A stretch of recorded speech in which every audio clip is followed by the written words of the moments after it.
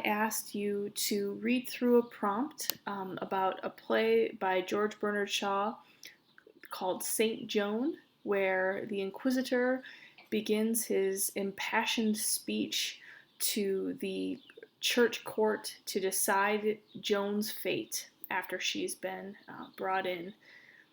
And I hope you just enjoyed this reading and got to see once again how you are going to be asked questions. Remember, during that module, I showed you what are the different ways that the rhetorical situation is presented to you throughout the passage, and we're going to concentrate on that as well as talking about strategies, because that was mostly the questions that I got emailed to me were about those few things. So let's start with the first one. The first question that I got was a really great one, and it's how do I provide good contextualization in the introductory paragraph about whatever it is that you're reading. So I want to bring you back to this prompt. So as you can see here, and you can take a pause if you want to reread this, or if you didn't do the module to read it for the first time, you will always get the information that you need to understand what is happening in the passage at the top. So because of time restraints, it's often a lot of people want to just jump right into the passage and skip this part because it just seems like directions, but it's not. It's not directions. This gives you the meat of what you need to know in order to understand what is being said. So on this one, if you don't know who Joan of Arc is, you don't have time to go Google her. And if this was a normal AP test in non-COVID times, you wouldn't have your phone on you to do that. You wouldn't have the opportunity to ask your teacher who Joan of Arc is. So you just have to take what is being given to you and run with it, and just hope that you get a good enough background through this part of the passage in order to speak intelligently about the topic. So that being said, this part is the absolute most important part for you to read, and to read carefully and to understand. As I said in our last module, any words that are crucial for you to understand in order to argue the passage well or argue your thesis well, any of those crucial words will always be defined. So in this case, it's heresy. I remember a few years ago there was an essay that was about artifice, and the whole thing said artifice a million times. And if you didn't read through the passage at the top and look at what that word meant, because it was defined for you, then you just totally missed the whole idea. So the biggest thing in here is to look for those keywords and look for those definitions. So when you are doing your introductory paragraph, the thing that I want you to think about is to pretend that the person who's grading your essay hasn't read the piece, whatever it is that you're analyzing, in like 10 years. So that's my rule of thumb, is to always give enough background information, give a rough overview, so that if someone is vaguely familiar with what you're talking about, it's like you're providing the highlights, the Wikipedia page for that person to get back into it. You cannot possibly give enough information so that they understand every single thing, because that just takes too much time. So instead, write your introductory paragraph as if the person who's grading your essay hasn't read what you are analyzing in 10 years. Give the reader the who, what, where, when, and why. So in this case, in this essay, you're going to say that the Inquisitor is in a play called Saint Joan by George Bernard Shaw. This play is about the life of Joan of Arc. She was a warrior who led French troops against the English, and then that's it. That's 2 sentences. That's enough background information. And then in your thesis, you're going to say, well, in this play, the Inquisitor uses blank, blank, and blank strategies to argue that the church court should blank. Okay?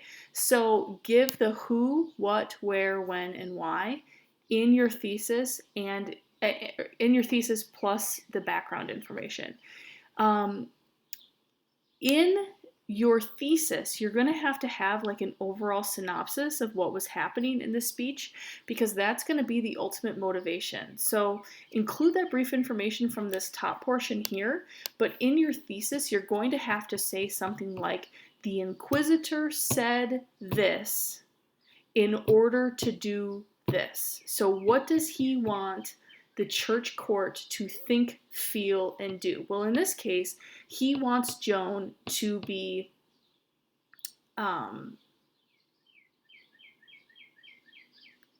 he wants the church court to understand that she is this monstrous being, and that although she is a girl, she should not be seen as that. And so you're going to have to decide, what was his overall goal? What does he want from the church court? Okay? And that is his case against Joan. What does he want them to think, feel, and do? That has to go into your thesis statement. Okay? The next thing that we're going to talk about is, what if I don't understand what is happening in the passage? So this is a really good question, and this is something that scares off a lot of people from even taking the test, is that a lot of times it's going to be old stuff. You're going to read things from, maybe the 1800s, and that can oftentimes be tricky. The thing that I'm going to tell you to do in order, if you don't understand what's happening, is first off, take a deep breath. A lot of times you get really wound up because you're taking a test. It's nerve-wracking. You're in a testing environment. You know that there are 3 college credits on the line. That's kind of nerve-wracking. So take a deep breath, pause, and then reread the top. Reread the beginning. Look for those defined key words in the beginning, because maybe you just missed a key thing that's going to help you unravel the passage. The first time you read through the passage, read through it quickly, and then read it again for strategies. So if you're reading for strategies the first time you go through it, you're doing too many different mental gymnastics, okay? First off, quickly read the passage for understanding. Pause, make sure that you've got your pieces, you got your ducks in a row, okay? And then go through and read for strategies, okay? You should take just a few minutes to read through it the first time, then read it again. So that oftentimes, if you slow down a little bit, a lot of times that will help people, because some people are trying to do too much, too fast, too soon, okay? So that's my strategies for that. The next question is, I don't remember all of the strategies. How do I label them? Well, to be perfectly honest, there are, I think one time I looked it up, there's like 1,500 different rhetorical strategies that are legitimate things that you could write about. I've only given you like 35 in your rhetorical toolbox.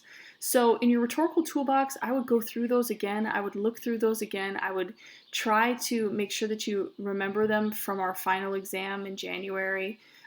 Review those key terms. But if you don't remember what they are, it doesn't really matter. What you need to do is say what the writer is doing. So it doesn't matter if you give it a fancy label. It doesn't matter if you remember what conceit is. It doesn't matter if you remember what anaphora means. What it matters is you're saying what the person is doing. So if you wanted to analyze a syntactical structure, and instead of calling anaphora, you just called it using the same words in close proximity, you could just say that. It doesn't matter if it has a fancy label. The point is, do you see what the author is doing, and do you see what the author is creating in order to create an effect on the audience? If it has a fancy title, that's awesome. If it doesn't really matter. Okay? The next thing is it okay if I make up the name to a strategy? Absolutely. We read that passage from Lord Chesterfield earlier in the school year, where he was telling his son that he was basically being a failure. And one of the things that a lot of people wrote about was that the dad was giving the son a guilt trip. Now, to me, the phrase guilt trip is kind of colloquial. It's kind of it's kind of slangish. It doesn't sound very academic, but that's exactly what the father was doing in that scenario. So if you just say he was giving him a guilt trip, that's absolutely fine. Guilt is a rhetorical strategy. And so if you make up a name to a strategy, it's just as good as long as you say the key analytical things. Why that strategy? Why that strategy with that audience? And what does the author hope for the reader or the listener to think, feel, and do? So in that situation, if you make up the name, it is totally fine as long as it has those analytical properties right after it. And then finally, another really good question is, do I have to find the best strategies, or can I analyze 2 to 3 that I find? Honestly, if these strategies are popping off the page to you, if they are jumping off the page and they're saying, hey, look at what the author is creating in this situation, that to me means that it is the best strategy. You just analyze the 2 or 3 that you find, those become 2 or 3 body paragraphs, and you go with it. Don't look back. Don't get caught up in that situation, because if you're trying to find the best strategy, it doesn't work that way. The graders who are going to be grading your essays are not looking for you to specifically look at 2 or 3 strategies that they have identified in advance. This is up to you, and it's up to you how well you argue it. So if you can argue 2 to 3 strategies that are pretty simple, but you argue them really well, then that's what's effective. That's what matters. It doesn't matter which strategies they are. So just analyze the 2 to 3 that you find and go with it, and don't fixate on which strategies that you pick, okay? But once again, I know I've said this a million times, do not use more than one appeal.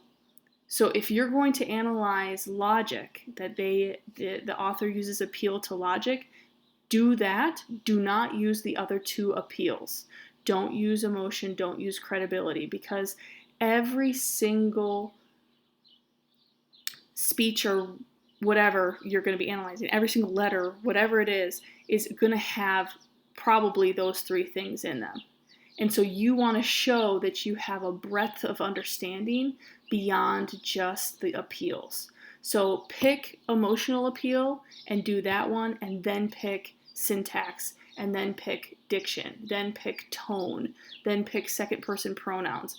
Don't pick the other 2 appeals. Okay, so that's all I've got for you. If you have additional questions after listening to this, please email them to me and I will answer them in a future video. Thanks so much, everybody.